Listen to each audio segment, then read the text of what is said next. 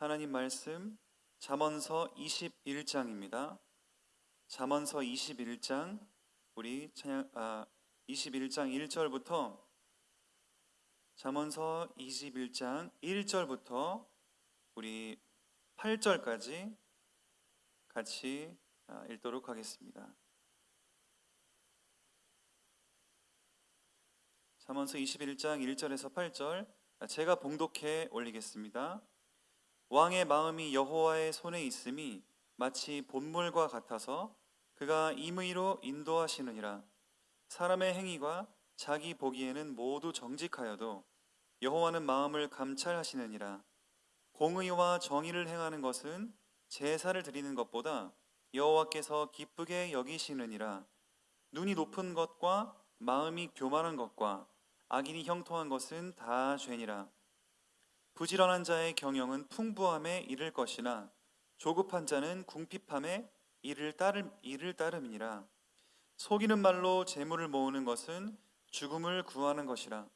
곧 불려다니는 안개니라. 악인의 강포는 자기를 소멸하나니 이는 정의를 행하기 싫어함이니라. 죄를 크게 범한 자의 길은 심히 구부러지고 깨끗한 자의 길은 고드니라. 아멘. 우리 잠언서 남은 4월달 한 10일 정도 되는 우리 4월달에는 지혜서라고 불리는 솔로몬 저자의 잠언서를 보겠습니다. 잠언은 단순히 저희가 삶을 살아갈 때 그냥 단순한 지혜의 차원을 넘어서 우리 인생의 제1된 목적, 하나님의 영광을 위한 인생, 우리의 제1된 목적은 하나님을 영화롭게 하고 그를 즐거워하는 것이다. 그 말씀의 근거에 의해서 우리가 그러면 삶을 통해서 어떻게 영광을 돌리고 그를 즐거워하겠는가? 왜냐하면 우리가 교회에서만 신앙생활이 아니라 결국은 일주일 중에 웬만한 날들은 다 우리가 현장에서, 세상에서 사람들을 만나고, 또 직장에서, 또 가정에서, 또 우리의 언어 습관을 통해서, 또 우리의 경제 생활을 통해서, 우리의 정치적인 그러한 어떤 입장을 통해서 다 세상과 소통하기 때문입니다. 그러면 그 세상과의 소통을 할 때 우리의 모든 그 영역 가운데 어떻게 하나님께 영광을 돌리는 그 지혜를 우리가 갖겠는가? 그것이 바로 잠언서입니다. 그래서 우리 솔로몬은 왕으로서 하나님을 섬기고, 그리고 많은 그 어려움을 겪으면서 결국 하나님께 영광 돌리는 모든 삶의 그 하나하나의 영역 속에 하나님은 이렇게 하기를 원하시는구나를 소개하는 것입니다. 그렇다면 오늘 1절이 중요한데 1절에 뭐라고 써 있습니까? 왕의 마음이 여호와의 손에 있음이 마치 본물과 같아서 그가 임의로 인도하시느니라. 자, 한번 보시겠습니까? 왕의 마음이, 일단은 솔로몬이 지금 기록하는 건데 왕의 마음이, 자신의 마음이 여호와의 손에 있다, 이렇게 먼저 얘기합니다. 근데 이것을 오늘은 왕이라고 하지 말고 나라고 해보시겠습니다. 나. 왜냐하면 왕 한정된 게 아니라 이것을 읽는 모든 독자들이 바로 해당되는 것이기 때문이죠. 그러면은 나의 마음이 여호와의 손에 있다. 근데 그게 뒤에 비유를 한 가지 드는데 마치 본물과 같아서, 본물은 세번역 성경에 흐르는 물줄기 같아서 이렇게 되어 있습니다. 자, 이게 무슨 말이겠습니까? 이 비유가. 제가 필리핀에서 예전에 굉장히 시스템이 덜 준비되어 있는 상태에서는 텐트를 갖고 다니면서 텐트를 치고 잘 때들이 있었습니다. 그러면 꼭 하는 작업이 있습니다. 그게 뭔지 아십니까? 텐트를 설치하고 그 텐트 주위에 수로를 만드는 것입니다. 그래서 텐트 주위에 땅을 이렇게 파가지고 쭉 내려보내서 만약에 우리가 자는 사이에, 왜냐하면 필리핀은 우기가 아니더라도 비가 언제 올지 모르기 때문입니다.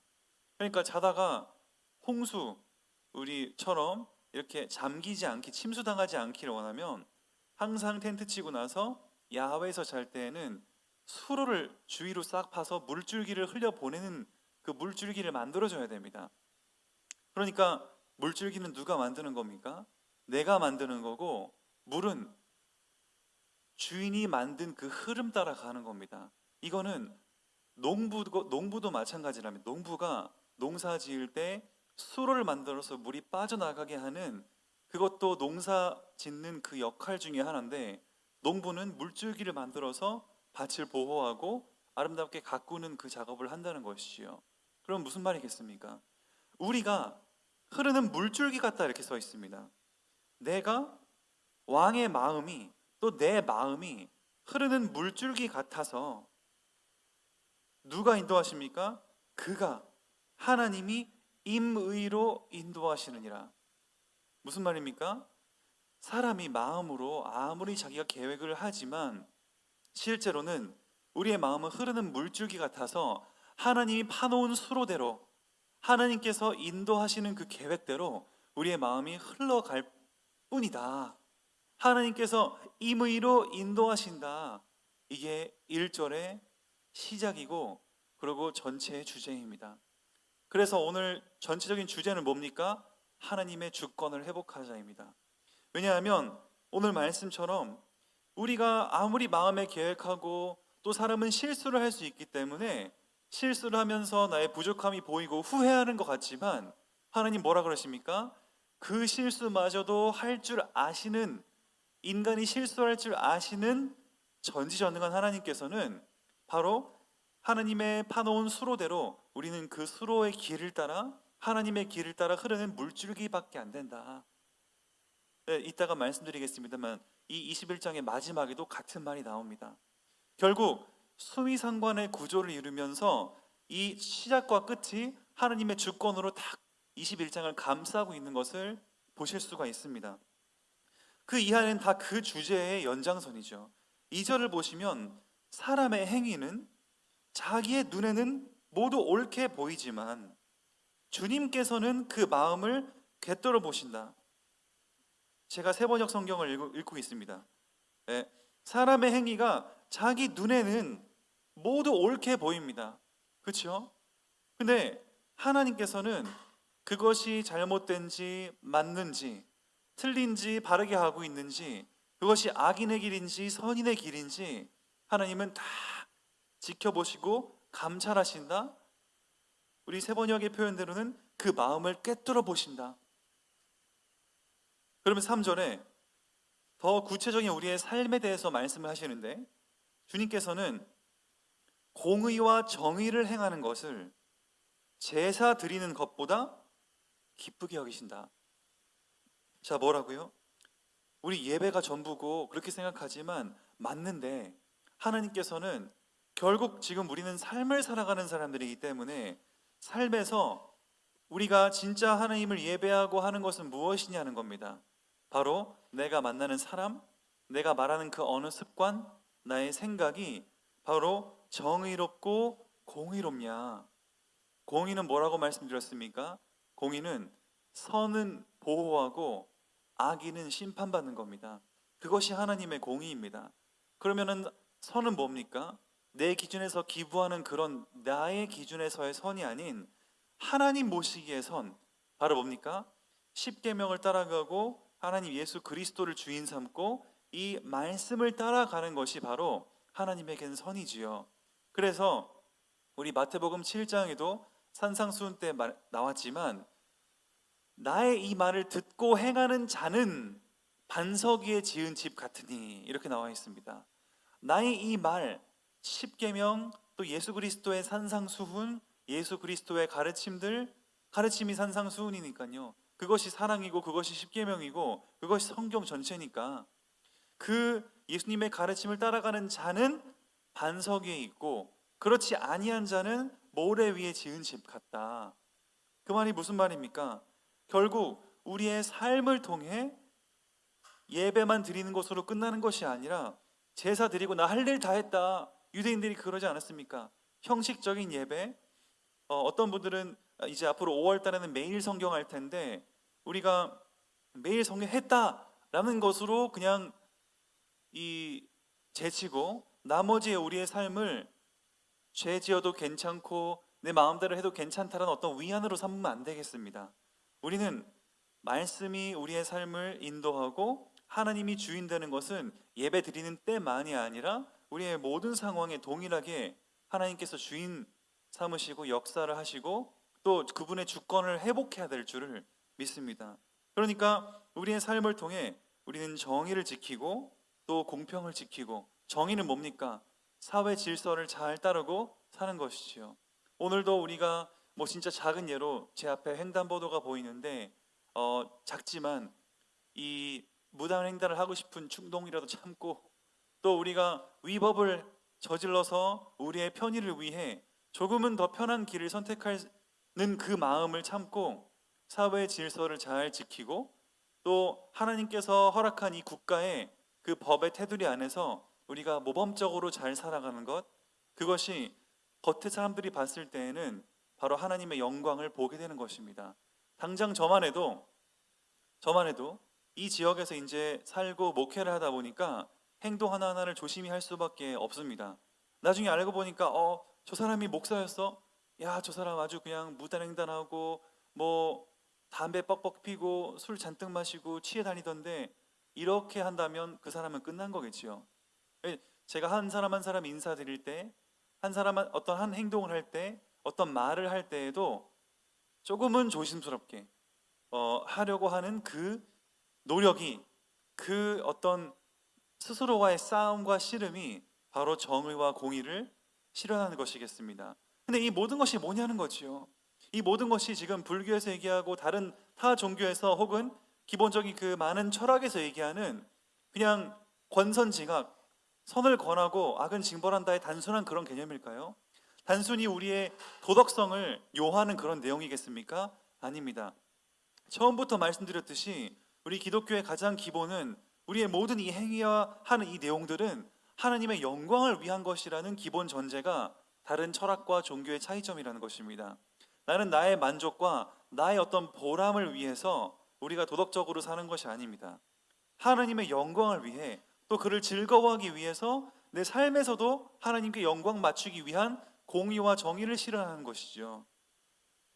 그래서 하나님께서는 결국 우리 교회의 존재 이유는 전도와 선교이기 때문에 내가 만나는 모든 사람에게 정의와 공의를 행함으로써 이 전도를 실천하는 것, 선교를 실천하는 것, 그것이 하나님께서 제사보다 기뻐하시는 것이다, 이렇게 말씀하시는 겁니다.